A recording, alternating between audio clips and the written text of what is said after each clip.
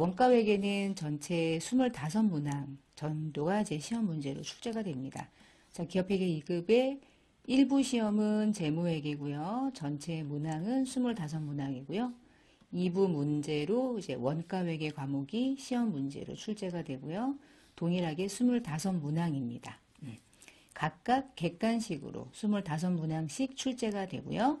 전체 시험 시간은 80분 정도 시험 시간 안에 50문항을 푸는 문제입니다. 근데 보니까 25문제를 조금 타이트하게 풀어도 한 3, 40분은 걸리더라고요. 그러니까 80분이 넉넉할 것 같지는 않아요. 조금 남길 수는 있겠지만 그렇게 넉넉한 시간은 아닌 것 같아요. 자, 원가회계 과목은요. 원가 기본적인 개념, 그리고 원가의 흐름이나 요소별에 대한 원가, 대표적으로 이제 재료비, 노무비, 제조 경비, 제조 간접비를 배부하는 거, 이게 이제 핵심일 거고요. 부문별 원가 계산, 배부하는 방법, 개별 원가, 그리고 비교해서 종합 원가. 그리고 이제 여러분 문제에서 조금 난이도가 있을 것 같은데 표준 원가. 이렇게 해서 6가지 유형으로 나누어져 있는데 이제 진도는 모든 진도를 다 나가야 되고요. 기업회계 3급을 공부하고 기업회계 2급을 공부하실 때 기업회계 3급은 아예 원가회계 과목이 없죠. 그래서 기업회계 2급은 원가회계가 새롭게 과목으로 여러분에게 문제로 출제가 되고 있기 때문에 원가회계는 뭐 처음부터 공부를 쭉 순차적으로 천천히 진행해 나가시면 되겠습니다. 자, 첫 번째 시간이고요. 이제 원가라고 하는 기본적인 개념을 같이 다뤄볼게요. 자, 원가가 뭘까요? 우리가 어떠한 물건을, 우리 어떤 기업의 뭐 상품이든, 그게 뭐 제품이든, 팔기 위해서 가지고 있는 것들이, 얘가 소비자들에게 물건을 이제 돈 받고 팔아요. 만약에 되면 1,000원에 판다고 해봅시다. 그러면 1,000원에 팔기 위해서 얼마의 원가가 들어갔느냐에 따라서 기업의 이익이 달라지는 거 이미 공부했었죠. 원가가 상당히 중요하다고 얘기했었어요. 계속. 근데 이 중에서 이제 지금부터 공부하는 원가 회계를 원가 중심으로 하는 거예요. 그러니까 원가 회계. 그러면 원가 회계는 뭐라는 거지? 이미 원가 한 거 아닌가? 원가 공부했잖아요. 근데 우리가 공부한 원가는 무슨 원가죠? 매출 원가죠. 매출하기 위해 들어간 원가. 1,000원에 팔았어. 얼마짜리였길래. 그래서 얼마가 이익 난 것인가. 이거는 이미 했어요. 그렇죠? 지금부터 뭘 하냐면, 야, 그러니까 이렇게 심플하게 사서 팔아서 이익이 나는 이 구조는 이미 했어. 어디서 했어? 상품에서. 우리는 원가 회계라고 할 때는요, 누구를 중심으로 얘기하는 거냐면, 제품을 중심으로 얘기하는 거예요. 제품은 사와서 판매하는 게 아니라 반드시 제조를 통해서 완성이 되고요. 완성된 제품을 판매하는 거죠. 상품은 제조 과정이 필요 없어요. 그냥 만들어져 있는 걸 돈 주고 사서 돈 받고 파는 거예요. 아주 심플하죠. 원가라는 개념을 공부할 필요가 디테일하게 없어요. 원가가 매출되는 순간 그것에 대응하는 원가라는 이름의 비용으로 배분하면 돼요. 그러나 제품은 달라요. 제품은 제품을 제조하기 위해 들어간 원가를 구하는 게 가장 중요해요. 그게 잘못 계산되면 판매가도 잘못 계산된 거겠죠. 그래서 얼마가 이익이 나느냐까지 가야 되기 때문에 지금부터 원가회계를 공부할 때는 상품을 얘기하지 않아요. 상기업은 원가회계 과목에서 해당되는 기업의 업종으로 분류되지 않습니다. 그래서 원가회계 말하면 어느 회사입니까? 제조기업을 말하는 거야. 제조업. 그리고 제품을 만들어서 판매하는 기업만 이 원가회계라는 공부를 할 필요가 있어요. 상기업은요, 원가회계 공부 안 해도 돼요. 재무회계에서 공부했던 원가가 끝이에요. 우리가 지금부터 말하는 원가는 그러면 무슨 원가? 그냥 원가 말고요. 제조 원가라고 공부를 하시는 거예요. 지금부터. 판매 원가 아니에요. 제조 원가. 자, 제조 원가와 관련된 걸 공부한다. 이게 핵심. 그래서 상기업은 이제부터 의미 없는 회사. 나는 제조업을 공부한다. 그런 머릿속에 개념을 딱 두시고 자, 다시 돌아가서 그 원가라고 하는 이 회계, 원가 회계는 그러면 재무회계라고 하는 것과 뭐 관계가 있습니까? 너무 관계 있죠. 원가를 알아야 제품을 판매가를 정하고요. 판매액에 대응하는 매출원가를 구해서 이익이 얼마가 났는지를 만들어낼 수 있겠죠. 이게 손익의 기본이었잖아요. 그러니까 원가라고 하는 회계는 뭐 하는 겁니까? 재무회계를 하기 위해서요. 원가를 정보를 제공하는 역할을 하고요. 만약에 이제 제가 A라는 어떤 물건을 만들기 위해서 원가가 1,000원이 들어갔대요. 그러면 이 1,000원이라는 원가를 계산하는 게 원가 회계거든요. 그럼 원가 회계라고 하는 이 1,000원이라는 금액을 계산해서 뭐 할 건데, 일단 1,000원이 원가야 라고 재무회계에 알려주면 재무회계는 여기다가 이거 붙이고 이거 붙이고 이거 붙이고 해가지고 판매가를 2,600원에 팔아야겠다. 매출액을 정해야겠다. 그래서 이익이 얼마가 나는지가 이제 만들어지는 거죠. 그게 원가 정보를 제공해서 재무회계가 필요로 하는 원가 정보를 제공하는 거고요. 두 번째, 이 원가가 1,000원이다라고 하는 걸 아는 순간 바로 팝니까? 담당자들은 뭘 할까요? 대부분 내부적인 내부 관리자, CEO들은 어떤 역할을 할까? 이 정보를 보면서 뭐라 그럴까? 1,000원. 1,000원보다 더 원가를 좀 절감할 수 있는 방법은 뭐가 있을까? 원가를 절감한다는 얘기는 그만큼 이익이 극대화될 수 있는 방법이잖아요. 많이 팔아야지만 이익이 날까요? 많이 팔지 않고 2,600원의 판매가를 그대로 유지한 상태에서 이익을 조금 더 증가시킬 수 있는 방법은 원가를 절감하면 되잖아요. 원가 계산 왜 해요? 판매가만 정하려고? 얘는 첫 번째. 두 번째, 내부정보 이용자들은 원가를 절감하려면 원가를 어떻게 절감하지? 그럼 얼마인 줄 알아야 될 거 아니야. 그래서 그런 것들을 회계 처리하는 파트를 관리회계다 이렇게 불러요. 내부적으로 관리하는 거예요. 그러면 사실은 이제 자격증을 공부하는 과정이긴 하지만 이 자격증을 공부하는 사람들은 이걸 따서 들고 있으려고 하는 게 아니죠. 실무에서 내가 이 업무 능력을 활용하기 위해서 하는 건데 특히 원가라고 하는 게 이제 뭐 시험이긴 하지만 제가 실무적인 부분들을 중간중간에 설명을 드리는 이유는 원가라는 걸 모르면 실무에서 아무런 의미가 없어요. 이걸 모르는데 뭘 해요? 절감을 할 수 있어요. 판매가를 정할 수 있어요. 진짜 이익이 얼마인지 알 수 있어요. 아무것도 일어날 수가 없거든요. 제조업은요. 상기업은 몰라도 돼요. 상기업은 재무회계만 해도 돼요. 원가를 몰라도 됩니다.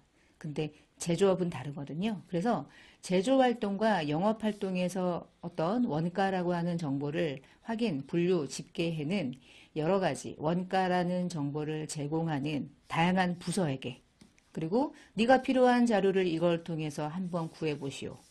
네가 필요한 자료니까 재무제표 만들 때 활용하시오. 이렇게 하는 거예요. 이런 회계 분야를 우리가 원가회계라고 불러요. 다시 원가회계는 재무상태표를 열면 재고자산이 얼마가 있지? 라고 구하려면 제품이 얼마가 남아있지? 라고 하는 그 제품의 재고자산의 금액 누가 알려준 거예요? 원가가 알려주는 거죠. 그리고 이 재고자산이 얼마인지 아는 순간 재고가 남았으면 나머지는 팔았겠죠. 그게 뭐가 돼요? 손익계산서에 매출원가라는 이름의 비용이 되는 거잖아요. 이런 걸 결정하기 위해서는 원가회계라는 게 상당히 큰 의미를 갖는 거예요. 그런 걸 제공하고요. 두 번째는 내부적으로 미래를 준비하는 계획, 어떤 원가를 통제하는 거, 어떤 경영자 마인드에서 의사결정하기 위해서 유용한 원가 자료로 제공되는 회계 분야를 우리는 뭐라고 부르냐? 이제부터 원가회계라고 부른다. 이런 게 원가회계구나. 그러니까 원가회계는 그러면 이 원가회계라고 하는 이 회계 분야는 무엇이냐? 재무회계에도 일부 영향을 미치고요. 관리회계에도 영향을 미치죠. 양자 모두에 관련돼 있어요. 원가를 모르면 관리도 안 되고 재무제표도 만들 수 없다가 원가회계의 의의며 결론입니다. 자, 그 다음에 원가회계는 그러면 어떤 목적 가지고 있냐? 제품의 원가를 구하는 거죠. 그래야지 외부정보 이용자들에게 보여주는 재무제표를 만들 때 매출원가와 기말재고자산이 얼마인지 알 수 있겠죠. 그런 과정이 있고요. 두 번째, 계획이나 통제하는 과정인 거야. 관리회계를 의미하는 거죠. 그 원가는요. 지금 1,000원의 원가가 들어갔다고 하는 것으로 끝내려고 하는 게 아니에요. 1,000원이야? 그러면 향후에 어떻게 하면 원가를 절감할까? 또는 1,000원이라는 금액이 나오기 전에 미리 금액을 구할 수도 있어. 지금 5월인데 5월 중순에 5월 달에 원가가 얼마인지 미리 의사결정하기 위해서 미리미리 보여줄 수도 있어요. 그러니까 계획과 통제를 하기 위한 아주 중요한 정보를 제공하는 분야이기도 해요. 원가회계가. 그리고 가장 중요한 건 어떤 누군가가 중요한 의사결정을 하기 위해선 정보가 필요하잖아요. 그게 얼마에 투입된 것인지 매우 중요한 최선의 대안을 선택하기 위해선 의사결정을 해야 되는데 의사결정하려면 얼마인 줄 알아야 될 거 아니에요. 제조기업의 핵심은 원가예요. 그래서 유용한 원가의 정보를 제공하는 분야, 그런 원가 회계가 의사결정을 하는데 아주 중요한 목적을 가지고 있어요. 원가 회계의 목적. 시험에 나올 수도 있고 안 나올 수도 있고 원가 회계가 무엇인지 일단 개념을 가져야 뭐 계산을 할 때도 이거 이 계산 의미 있구나. 이 계산은 실제로는 별로 쓸모 없겠다. 이런 생각하시면서 문제를 또 푸셔야 되니까 그냥 외울 수는 없어요. 양이 많아요. 그 다음에 이제 두 번째. 그 원가라고 하는 이름의 요 이름, 요 원가는 뭐냐? 영어로 말하면 코스트예요. 근데 여러분 코스트라는 원가와 비용이라는 익스펜스는 영어도 다르지만 단어가 좀 다르잖아요. 자, 원가랑 비용은 어떤 차이가 있냐? 이런 거예요. 예를 들면 우리가 상품을 1,000원 주고 사올 때요. 운임이 200원 나가요. 그러면 우리는 상품이라는 이름으로 얼마를 잡았죠? 1,200원이라고 하는 금액으로 전체 상품을 잡았죠. 비용 잡은 겁니까? 원가 잡은 겁니까? 취득 원가 잡은 거죠, 원가. 그 원가라는 이름은 뭘까요? 지금 현재 소멸된 겁니까? 아니면 향후에 또 다른 자산의 증가 요인으로서 역할을 하기 위해서 자산이라는 인식을 한 거라고 보시면 돼요. 사실은 자산이죠, 그러니까. 그러니까 우리가 원가, 취득 원가를 구성한다는 걸 그렇게 열심히 공부한 거죠. 재무회계에서. 왜냐면 비용이 아니니까 원가는 비용인가요? 느낌이 그렇죠. 선생님, 매출 원가는 비용이잖아요. 그쵸? 왜 그냥 취득했을 때는 원가를 자산으로 잡았다가 얘가 나중에 팔렸을 때는 수익을 발생시키면서 얘가 비용 처리가 되는 거잖아요. 그때 비로소 비용이 될 때 그 비용을 처리하는 이름을 매출대원가라는 이름의 매출원가라는 이름으로 비용 처리했을 뿐이고, 자, 우리가 말하는 그 코스트라는 원가의 개념은 나중에 재화나 용역을 얻기 위해서 희생된 건데, 돈이 나간 건데, 화폐 단위로 측정된 것인데, 이 원가라는 건 취득을 하거나 제품을 제조하거나 특정 자원을 취득하는 과정에서 발생되는 포기된 자원의 가치, 1,200원이라는 돈이 자원이죠. 이 돈의 가치를 의미하는 게 원가라는 개념이에요. 원가는 그러니까 당장 비용 처리할 수는 없어요. 나중에 비용 처리가 되겠죠. 매출을 발생시키면서 이렇게. 그래서 원가라는 건 제품을 제조하기 위해서 투입된 자산의 의미를 원가라는 이름으로 부릅니다. 그럼 비용은 뭔가요? 비용은 딱 이거죠. 비용은 여러분 손익계산서에서 비용이잖아요. 비용은 뭐죠? 수익을 발생시키기 위해서 소멸된 것이 비용이죠. 수익의 대표가 뭐죠? 매출이죠. 매출 같은 수익을 발생시키는 과정에서 이게 있어야 수익이 일어나잖아요. 직원들에게 급여를 줘야 매출이 발생할 수 있잖아요. 그래서 비용이 뭡니까? 그러면 수익을 만들어내는 과정에서 발생된 소비된 금액. 그것을 우리가 이제 비용이라고 불러요. 얘는 소비된 거고요. 원가는 현재 소비된 게 아니에요. 투입된 거죠.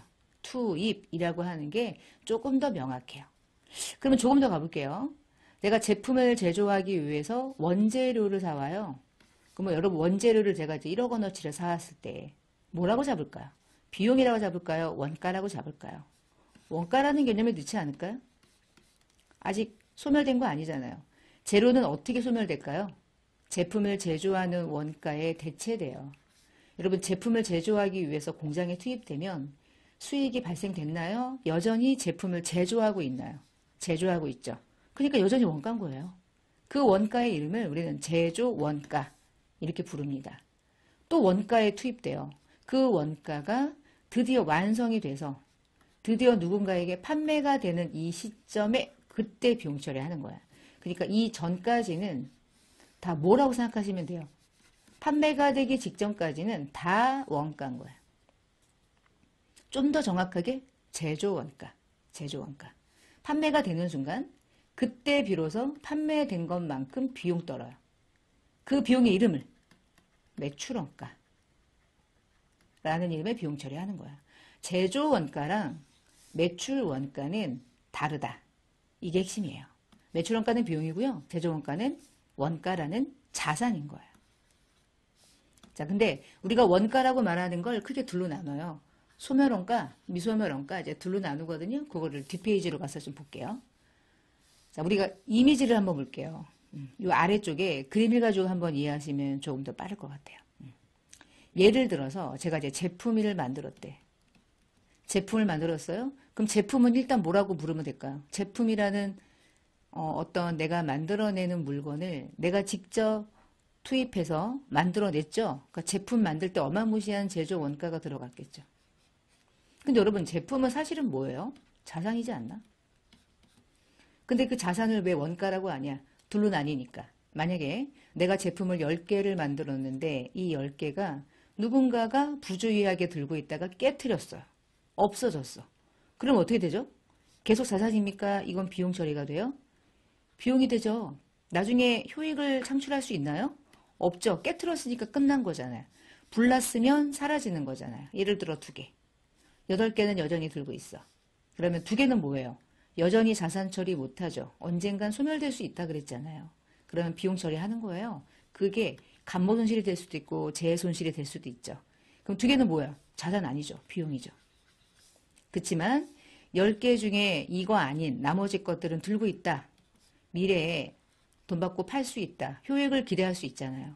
그게 대표가 이제 제품이고요. 뒤에 공부할 원재료도 있고요. 제공품도 있어요. 8개는 그럼 여전히 뭐라고 생각하시면 돼? 여전히 자산.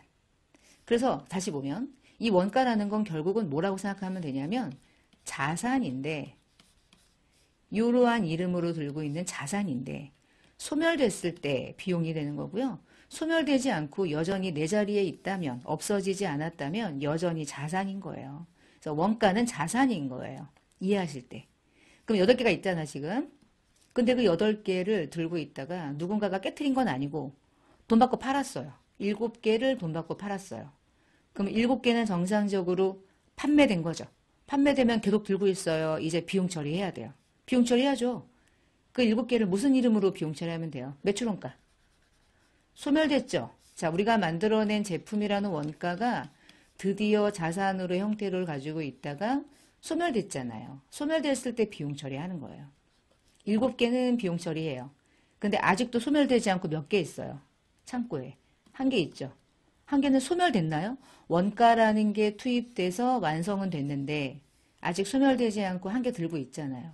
그러면 기말에 얘를 어디다가 넣으면 돼요? 비용이에요. 기말 재고 자산이에요. 자산이죠. 결국은 또 자산이네. 소멸되지 않으면.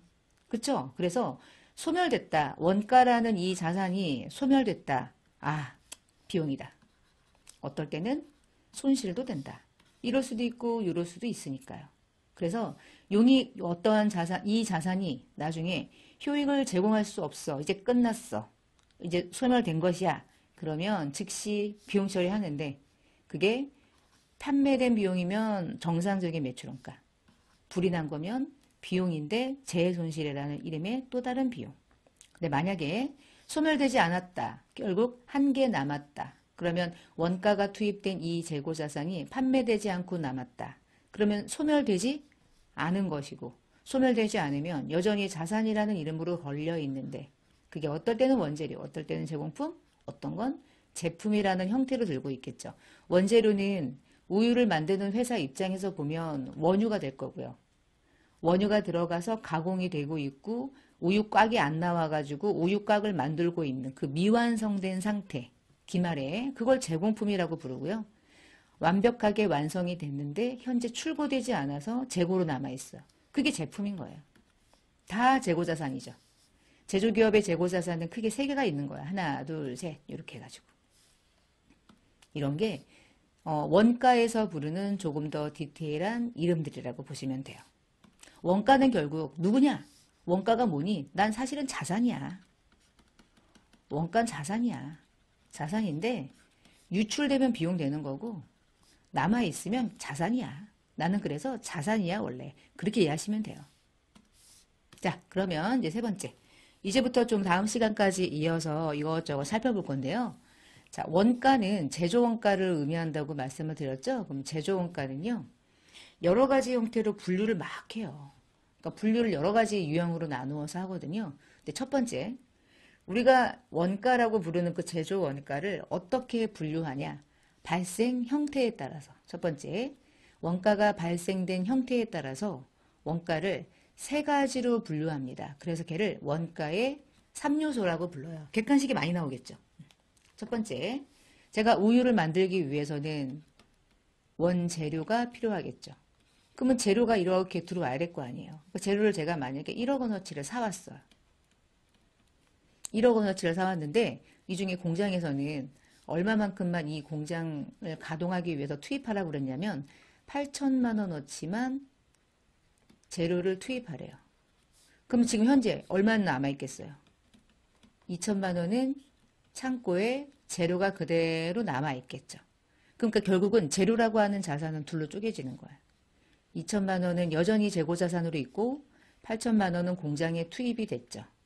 공장에 투입이 되는 순간 얘를 부르는 이름을 제조원가라는 이름으로 부릅니다. 제가 분개를 하나 해볼 테니까 한번 보세요. 우리가 원재료를 사오면 원재료라는 이름으로 처리를 하죠. 그럼 얘는 뭐죠? 자산이에요. 재고자산. 근데요, 이제부터 공장에서 어떻게 하냐면, 야, 이 중에 원재료 중에 8천만 원 투입했으니까 8천만 원 제거해. 그럼 8천만 원 뭐예요? 원가야, 원가. 자산이라고 부르지 마. 이제 조금 더 디테일하게 원가라는 이름으로 분류 좀 할게. 분류 좀 할게. 근데 나는 무슨 원가냐면 원재료가 소비됐으니까 재료비라는 이름으로 원가 계산할 때 이 이름으로 활용할 거야. 원재료는 결국 재료비가 되긴 하는데 다는 아니죠. 남기고 투입한 것만. 8천만 원만 재료가 투입됐잖아요. 그래서 제품을 제조하기 위해서 소비된 주된 재료를 우리는 뭐라고 부르냐면 지금부터 재료비라고 부를 거예요. 얘가 뭡니까? 그러면 재료비입니다. 그렇게 보시면 돼요. 8천만 원이 뭐예요? 재료비. 그 다음 두 번째, 8천만 원에 원유가 들어가면 지가 알아서 제품 만들기도 하죠. 요즘에 이제 다 전산으로 가동화가 뭐 이제 아주 시스템이 잘 돼 있으니까. 그렇지만 사람은 언제나 필요하잖아요. 사람들이 계속 쫙 써 있어요. 버튼을 눌러줘야 될 거 아니야. 잘 돌아가는지 확인을 해야 되겠죠. 그렇게 하기 위해서는 그들에게 인건비가 나가요. 5천만 원의 인건비가 나가. 그러면 이들에게 나가는 인건비는 판관비 아니죠. 이들은 판매 활동에 전혀 관계가 없어요. 제품을 제조하는 역할만 하지. 자, 제품을 제조하기 위해서 그 직원들에게 인건비가 지급되면 그 인건비를 부르는 이름을 우리는 노무비라는 이름으로 부릅니다. 이제부터 원가에서는. 그러면 재료비라고 부르잖아요. 뭘까요? 어떤 제품을 제조하는 회사가 재료비라고 부른다. 물질이네. 재료, 물질이죠. 노무비라는 원가가 있대요. 노무비는 물질입니까? 사람이에요. 사람이죠. 인적 요소. 자, 마지막. 공장을 가동하기 위해서는 전기요금 써야죠. 수도요금 써야죠. 전체 회식해야죠. 복류생비 나가죠. 통신비도 나가죠. 감가상각도 해야죠. 끝도 없어요. 자, 이 모든 것들을 더해서 만약에 1억이 나갔다. 다 돈 나가는 거잖아요. 감가상각도 비용 처리를 결국 제품을 제조할 때 들어가는 기계장치의 원가. 그러면 이 1억을 부르는 이름을 이렇게 불러요. 물질 아니고 인건비가 아닌 이 외 모든 제품을 제조하기 위해 들어가는 경비. 다 제조를 위해서 들어가는 경비. 이를 우리는 세 번째 계정으로요. 제조경비라고 불러요. 제조자 빼고 그냥 경비라고 불러도 돼요. 이제 원가로 들어오는 순간 다 제조야. 지금부터는 다 제조 원가. 그러면 이 세 개가 더해지면 드디어 우리가 만들어내는 제품을 만들어낼 수 있는 모든 원가가 집계된 거죠. 그 세 개를 다 더한 금액을 우리는 뭐라고 부르냐면 원가의 3요소라고 하고요. 이 세 개를 다 더해서 부르는 이름을 토탈 원가 이래서 총 제조 원가라고 부릅니다. 근데 앞에 이번 연도 그러면 당기, 이번 월 그러면 당월 이렇게 부를 뿐이에요. 그냥 당월이든 당기든 총 제조 원가는 뭐예요? 세 개 더한 거. 모든 세 가지의 원가를 다 더한 거. 그것을 단기 총 제조 원가라고 불러요. 어렵지 않죠? 그래서 이렇게 세 개, 이렇게 세 개를 부르는 이름을 제조 원가의 3요소라고도 불러요. 자, 그러면 발생 형태를 나눴잖아요. 그 다음 두 번째는 원가를 이렇게 나눠보겠대. 추적 가능성에 따라서 원가를 나누어 보겠대요. 자, 그럼 예를 하나 들어볼게요. 우리 회사는 A, B, C 제품을 만들어요. 근데 A 제품에는 빨간색의 잉크가 필요하고요. B 제품은 파란색의 잉크가 필요하대요. C 제품은 노란색의 잉크가 필요하대요. 자, 근데 오늘 빨간색 잉크가 5천만 원어치 공장으로 투입돼요. 자, A, B, C 제품의 원가 중에 이 5천만 원이라는 빨간색 잉크 원가는 어느 제품의 원가인가요? 얘 거잖아요. 빨간색이니까. 만약에 파란색 잉크가 6천인데 파란색 잉크를 공장에 투입해요. 누구 원가죠? 얘 거죠. 너무 쉽죠? 노란색 잉크를 제가 1억 주고 샀어요. 근데 이 전체 금액을 공장에 투입돼요. 그러면 C라는 제품의 원가잖아요. 딱 보면 알죠? 자, 그러면 만약에 A, B, C 제품의 각각의 재료의 원가를 물어볼 때 노란색을 1억 주고 사왔대. 그러면 C 제품의 원가라는 걸 C만 봐도 노란색의 제품, 노란색의 재료는 C의 원가라는 걸 바로 매칭할 수 있죠. 얘도 가능하고 얘도 가능하잖아요. 그래서 원가에서 야, 이 제품만 보면 얼마에 어떤 원가가 투입됐는지 역으로 가능도 한데 추적이 가능한데 추적이 가능한데 추적이 가능한데 이렇게 추적이 가능한 원가들을 우리가 직접비 또는 직접 원가 이렇게 불러요. 근데 만약에 이제 여기서 이 잉크 말고요. 제가 오늘 망치를 사왔어요. 망치. 우리가 이제 세 가지 제품 만들기 위해서는 망치가 좀 비싼 게 필요해. 그래서 200만 원짜리 하나 망치를 사왔어. 근데 망치 200만 원짜리는 어떻게 사용되냐면 A, B, C 제품이 다 만들어지고 나면 두세 번씩 두들겨야 돼. 꽝꽝꽝, 꽝꽝꽝, 꽝꽝꽝. 수천 개를 다 얘를 가지고 한 번씩 두들겨줘야 돼. 예를 들어. 그러면 이 망치라고 하는 재료, 이걸 재료라고 한다면 망치라고 하는 재료 200만 원짜리는 A, B, C 중에 어느 제품의 원가입니까? A를 보면 망치의 200만 원 중에 A에 얼마만큼 사용이 됐는지 추적 가능해요? 불가능하지 않나요? 망치 200만 원은 A, B, C에 안 분해야지 원가가 제대로 발생이 되겠죠. 200만 원은 A 거, B 거, C 거 공통적인 비용이잖아요. 그러니까 이 200만 원짜리 이 망치라는 원가는 A에만, B에만, C에만이 아니기 때문에 추적할 수가 없어요. 어떻게 알아야 알 수가 없죠. 자, 이런 것들을 우리는 이제 간접이라고 부르는 거예요. 그러면 우리가 제품을 제조할 때 만약에 A, B, C라는 제품 3개를 만들잖아요. 그럼 첫 번째 직접이라는 의미는 A라는 제품만 봐도 뭐가 들어갔는지 알 수 있는 것들. 간접은 A하고 1대1 대응하기가 어렵죠. A, B, C 3개를 만들기 위해서 공통적으로 발생되는 원가. 이 두 가지가 다 원가이긴 한데 원가를 추적이 가능하면 직접, 불가능하면 간접 이렇게 분류하겠다는 뜻이에요. 그래서 원가 중에서 재료비를 둘로 나눕니다. 어떻게 나누냐면 직접 재료비, 간접 재료비 이런 식으로 나눠요. 노무비는요. 생각해봐요. A, B, C 제품을 직접 만드는 직원들에게 인건비가 나가면 직접 노무비지만 이 A, B, C라는 제품 만드는 전체 공장을 관리하는 관리자 1명, 경비 아저씨 2명, 음식 해주시는 여사님들 3명 이런 분들은 직접 제품을 제조하시는 건 아니잖아요. 그러나 이들이 하는 역할도 제품을 제조하는 역할을 돕는 건 맞죠. 그렇지만 얘네들이 원가를 많이 가져간다. 얘네들이 뭔가 인건비를 많이 받아간다고 해서 제품의 질이 좋아진다거나 제품을 많이 만들다거나 그런 건 아니잖아요. 자, 이러한 노무비들은 A, B, C 제품의 1대1로 추적할 수가 없어요. 그런 원가들을 간접 노무비라고 불러요. 간접 노무비. 직접 간접을 구분하는 게 원가에서 상당히 중요해요. 맨 처음에.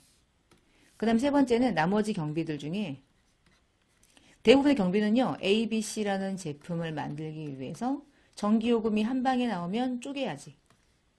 복리후생비를 먹었다. 직원들이 밥 먹었다. 같이 먹었을 거 아니에요. 쪼개야죠.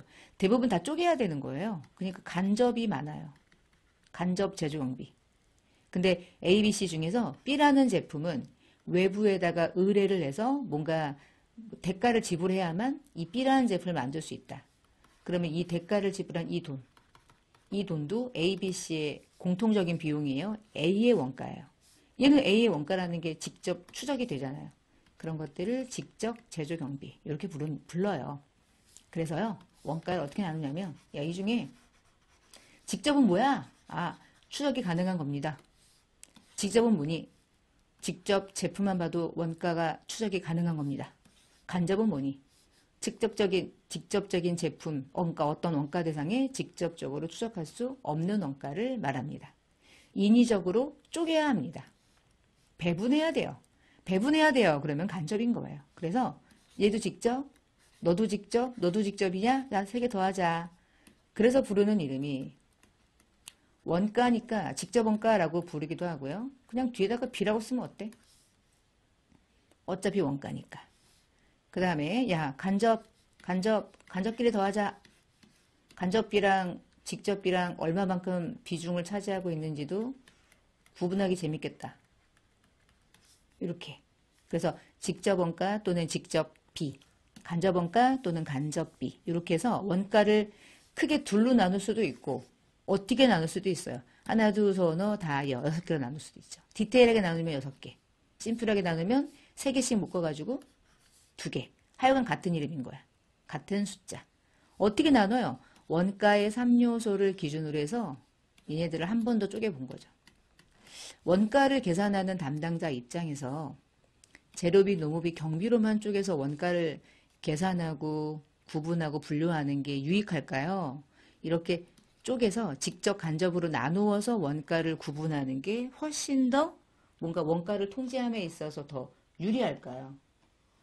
물을 필요 없죠? 당연히 얘가 유리하죠. 이렇게 해가지고는 원가 통제가 불가능해요. 재료비 중에는 별로 중요하지 않은 간접도 있고요. 매우 중요한 직접도 있을 거예요. 바로바로 대응시키는 원가도 있어야 되고 그냥 퉁치면 되는 거. 망치 같은 거. 얼마 되지 않는 단가 1원도 안 되는 나사 같은 거. 그런 것들은 다 간접으로 분류해야 원가를 계산할 때 중요한 거, 중요하지 않은 거, 제품을 제조할 때 직접적으로 들어가는 것, 그렇지 않은 것 구분하는 게 상당히 메리트가 있거든요. 그래서 추적 가능성이란 무엇입니까? 제품과 직접적으로 추적할 수 있느냐 직접, 없느냐 간접 이렇게 분류한다. 자, 그 다음에 이제 3번째. 그러면 어떻게 또 원가를 구분할 수 있냐? 제품을 제조할 때 들어간 원가면 제조원가고요. 제품을 제조하는 거랑 관련이 없이 판매나 관리할 때 들어가는 넓은 의미의 원가를 비제조원가로 해요. 여러분 보세요. 매출 원가도 원가잖아요. 근데 그건 제조원가는 아닌 거죠. 그럼 무슨 얘기냐면 우리가 제품을 판매하는 과정에서요. 예를 들면 이런 거야. 제가 제품을 판매가를 만약에 120을 잡았다. 120만 원이라는 판매가는 어떻게 잡을까요? 판매하기 위해서 들어간 토탈 원가를 먼저 구하고 거기다가 마진을 붙였겠죠. 마진이 20%인 20만 원이라 해볼게요. 그럼 판매 원가를 이 회사는 100만 원이라고 측정한 거죠. 판매하기 위한 가격에 대응하는 원가는 100이야 라고 측정했는데 여기서 판매 원가라는 게 여러분 이 회사가 제품 만들기 위해서 들어간 원가가 예를 들어 60이라 해보죠. 그러면 60만 원이 제품 제조할 때 들어간 거니까 여기에다가 마진을 붙여서 이익을 붙여서 소비자에게 팔까요? 그러면 이익이 날까? 여러분 그러니까 우리가 판매나 활동을 해야만 매출이 일어나는 거잖아요. 그러면 기업은 넓은 의미의 원가를 이렇게도 부르는 거예요. 제품을 제조할 때 들어가는 제조 원가고 판매할 때 들어가는 것도 원가인 거야.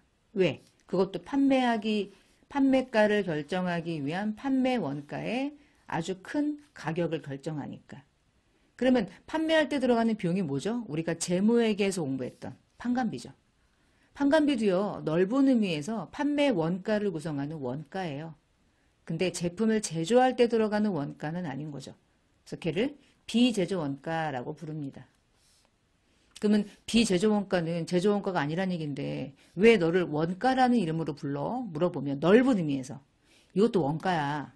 판매 원가를 구성한단 말이야. 판매 원가가 얘까지 포함해가지고 판매 원가가 판관비가 40이었거든. 그러면 제조 원가랑 판관비를 더한 금액이 100이거든. 100만 원의 마진을 붙여서 팔아야지 돈 버는 거야. 판관비를 고려하지 않고 제품의 제조 원가에다가 마진을 붙여서 판다고 그럼 이걸 무시하고 판다고? 이거 어떻게 벌 건데? 벌어야지 남길 거 아니에요. 판관비를 부담할 능력이 있어야 되겠죠. 그러니까 제조원가에다가 마진 붙이는 기업은 없어요. 반드시 제조원가에 비제조원가의 대표 계정인 판관비를 더해서 판매 원가를 먼저 만들어 놓고 얘는 남겨야 돼. 이걸 넘긴 금액이 이익인 거야. 그래서 판매가를 책정하게 되겠죠. 이런 식으로. 그리고 제조원가는 직접과 간접으로 나눈다고 그랬죠. 직접비에는 직접재료, 직접노무, 제조경비 있을 수 있겠죠. 이런 식으로. 그래서 판매 원가라고 하는 넓은 의미의 원가는 그 두 가지의 원가를 묶어서 부르는 거야. 제조 원가와 비제조 원가. 비제조 원가는 판관비를 의미하는구나. 판관비를 알아야만 판매 원가를 정말 구할 수가 있겠구나. 여기다가 마진 붙이는 게 그치. 그게 정상이지. 그래서 소비자 가격을 만들어내겠지. 이게 일반적인 원가의 흐름인 거예요. 다시 자 제조원가는 그 뭡니까? 제조원가는 제조할 때 발생하는 원가예요. 제품의 원가라고 생각하면 돼요. 제품의 원가에다가 마진 붙이진 않는다. 이런 뜻이에요. 그러니까 제품의 원가는 제품이 판매하기 전까지 제품으로 있다가 나중에 판매됐을 때 매출 원가라는 이름으로 비용 처리가 돼요. 자, 근데 비제조원가는 제조활동하고는 관련이 없어요. 판관비인 거야. 그러니까 넓은 의미의 원가인 거죠. 비제조원가는 제조원가하고 달리 발생하는 시점에 그냥 비용이 바로바로 돼요. 자, 이러한 이유로 비제조원가를 뭐라고도 부르냐? 기간 동안 발생되는 기간비용이다라고도 불러요. 자, 비제조원가를 기간비용이라고 하는 이유는 원가의 발생으로 인해서 미래의 경제적 효익을 객관적으로 측정할 수가 없죠. 비제조원가는 판매나 여러 가지 관리 목적상 발생하는 비용들을 아울러서 부르는 넓은 의미의 원가라는 이름으로 쓰일 뿐이에요. 그러니까 비제조원가라고 하잖아요. 그 머리속에서 얼른 떠올리시면 돼요. 판관비구나. 판관비도 원가지. 왜냐하면 판매 원가를 구성하니까. 그것까지가 판매 원가를 구성하니까. 자, 여기까지. 자, 이번 시간에 여기까지 해서 기본적인 원가의 개념 중에서 원가의 분류를 한번 쭉 살펴봤습니다. 다음 시간에 원가의 분류를 이어서 학습할 거고요. 기업회계 2급에서 재무회계는 매 강좌마다 기출문제 중에서 이 강좌에 해당하는 기출문제를 같이 바로바로 문제를 풀었는데 원가회계는 단락이 끝나고 문제를 풀게요. 왜냐면 지금까지 공부한 거 가지고 문제를 풀 수가 없어요. 왜냐면 복합적으로 모든 어느 정도 내용이 다 포함되어 있는 상태에서 계산 문제도 나오고 말 문제도 나오고 여기까지 공부한 걸 가지고 문제를 내기에는 한두 문제 빼고는 뭐 문제 풀 게 없어요. 그래서 단락이 끝나고 마지막에 문제를 쫙 푸는 형식으로 그렇게 강의를 진행하도록 하겠습니다.